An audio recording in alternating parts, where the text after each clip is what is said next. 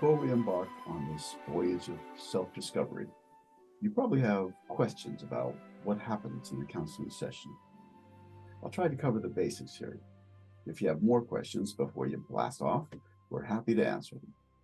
I'll place the counseling department contact information at the end of the video. What should you expect? Well, there is no standard process. Every counselor or counseling agency does things their own way. Will there be forms? Agencies typically have you fill out a form explaining their policies and how they charge. At Southwestern, as a student or a staff member, counseling is free, so we don't have to worry about that. Agencies might have you fill out a history form to help them understand your problem in a larger context. Kind of like up in space. There's all kinds of cool places to go, but it can be useful to also know where you are now and where you've been. They might ask what issue you want to work on so they can match you with someone experienced in that area. They might want to know if you're prescribed medication that might affect what you choose to work on. At Southwestern, we don't have a history form. You are free to explain anything you think is important at any time during the session. And the counselor will usually ask about medication or history only as it pertains to what you're working on. Is my information confidential? Absolutely. Mission Control is not listening in. It is important that you feel comfortable talking about whatever you need to talk about. Counselors do take notes, mostly to jog our own memories in case you come back for multiple sessions. Confidentiality means that what you talk about is private to you and will not be shared now or in the future without your consent.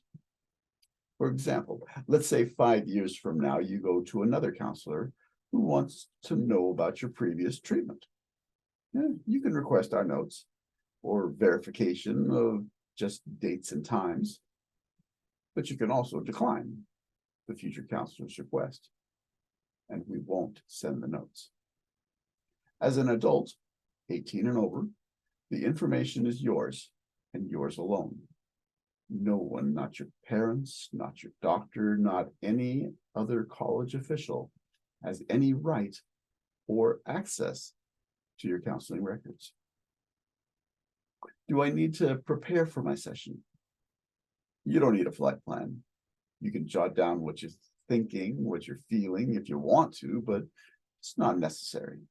The counselor will ask you questions to jog your memory. How does a session start? Your counselor will ask you what you want to work on, and that's completely up to you. It's not the counselor's job to tell you what you should work on. You may not even be sure what you want to work on. You may just feel a need for support as you go through some difficulty, or have something you want to get off your chest, or get feedback on a decision you're making. The counselor will usually repeat back or paraphrase what you've said to make sure you're both on the same page. What if I'm too embarrassed to talk about something? Then you don't have to. But if you feel you should, that it's something key to solving the problem, remember that the counselor is not there to judge you or tell you what to do. You're not there to please the counselor or get the counselor's permission. If you want, the counselor will help you with your embarrassment so you can talk about the things important to you. Will the counselor tell me what to do? No. The counselor will help you discover more options, but not steer you toward the counselor's favorite. The counselor accepts you as a unique, worthy, and independent decision maker, capable of making your own best decisions, because only you know your values and beliefs. Counselor may help you discover or confirm your values, but not tell you what to value. If there are consequences to the choices you make, the counselor may help you identify them. If I'm not ready to talk about something, aren't I just wasting the counselor's time? No, this session is about your needs, not the counselor's. The counselor knows that it can take time to develop trust. The counselor is in no hurry. The counselor is there to support you. Do you just talk? Yes and no. You won't just chit chat. It won't be just a general rambling conversation. The counselor will keep checking back in to see how the direction the conversation is going fits with the problem you want to solve. But that doesn't only happen through conversation. You might be asked to role play both parts in a conversation to get the other person's perspective. You might practice biofeedback. You might be asked to go inside and pay attention to bodily sensations or visualize a possible future action. Sometimes a counselor will ask you to do a homework, to try out something you learned in therapy.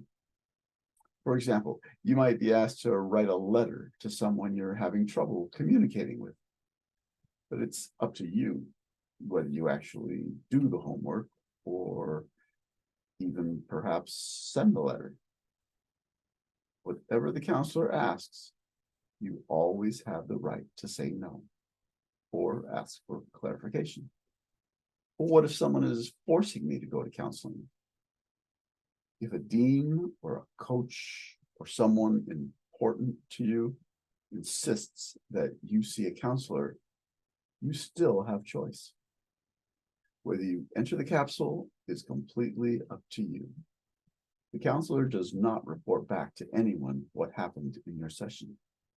Remember, you have confidentiality. If you want the counselor to confirm that you attended, the counselor can do that for you. You don't have to talk about what anyone else wants you to talk about. You don't have to share anything you don't want to share. Now, having said all that, it's probable that whoever sent you has good intentions. So if there actually is something bothering you, don't let the fact that they initiated the contact keep you from getting what you may want. How many sessions will it take to solve my problem? Every problem is different. But if you're comfortable sharing what's going on, you're likely to see results in the first session. It's normal to feel apprehensive, to hold back until you trust someone, or resist discussing sensitive or uncomfortable topics. That may take longer, and that's fine. You're not on the clock. Can I bring a friend or family member to my session? If the other person is part of the problem, someone you're having a conflict with, it can be great to have them there. But if you simply feel a need for support, you will also want to be aware that the supporter's presence will influence how you participate in counseling. It's hard to anticipate what areas you'll end up talking about. And you may find yourself uncomfortable revealing something important in front of them. So your counselor may ask them to step outside. But it's always your choice whether to continue. Similarly, having children present can complicate things. So best to leave them home so you can concentrate on you. And those are a few brief answers to commonly asked questions.